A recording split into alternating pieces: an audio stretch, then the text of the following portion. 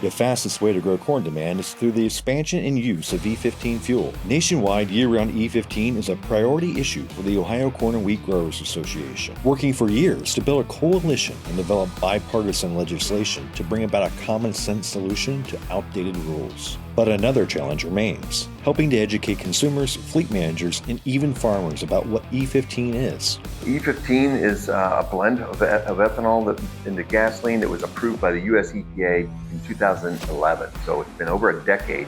This has been an approved fuel for us to use in the United States. All gas sold in the United States is made with ethanol as part of its blend. We use E10 right now, and so all of our gasoline is E10.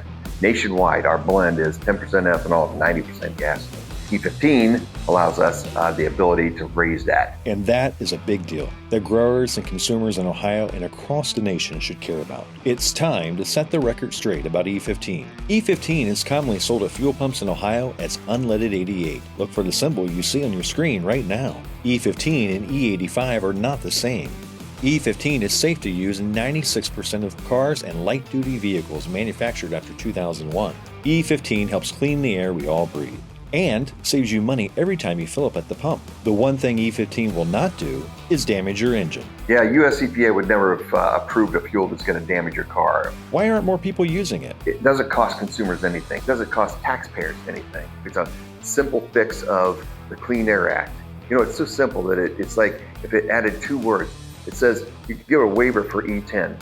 If it said E10 or higher, we wouldn't be having this conversation. E15 would have the waiver and we'd just move right on. Having worked to make nationwide year-round E15 a reality for more than a decade, Ohio Corn and Wheat knows that until a permanent fix is passed by Congress, fuel retailers will be hesitant to act. Fuel retailers were sitting on the sideline saying, I want to supply my customers with E15, unleaded 88, but I don't want to do it until you all have certainty that I can sell it all year long. I don't want to sell it part of the year and then put a bag over the handle from June 1 to September 15th. That confuses my customers. I don't want to do that. We have to do a legislative fix. And a legislative fix is what the Ohio Corn and Wheat Growers Association continues to fight for on your behalf. Building a coalition that even includes the petroleum industry and lobbying legislators for a permanent fix. Build a large coalition to really go after this, including the American Petroleum Institute, which is with the national ethanol groups and the corn groups, all saying the same thing. We need to get E15 fixed. Just a 1% increase to the E10 blend nationwide would use nearly 470 million bushels of corn, which equals about 80% of Ohio's annual yield. E15 would result in 5 times the demand for corn, totaling nearly 2.3 billion bushels of corn. That's like adding another Illinois to the corn market.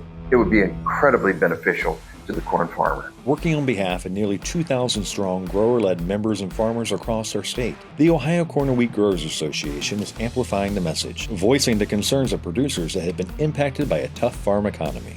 Now is the time for Washington, D.C. to act and help growers and consumers in Ohio. We have an opportunity now, though, to start the process right now to get it included in this next March continuing resolution. There are many benefits to being a member of the Ohio Corn and Wheat Growers Association. And among them is staying aware of issues like E15 and connecting your voice to the people elected to represent you. Our grassroots are heard by Congress, and that matters.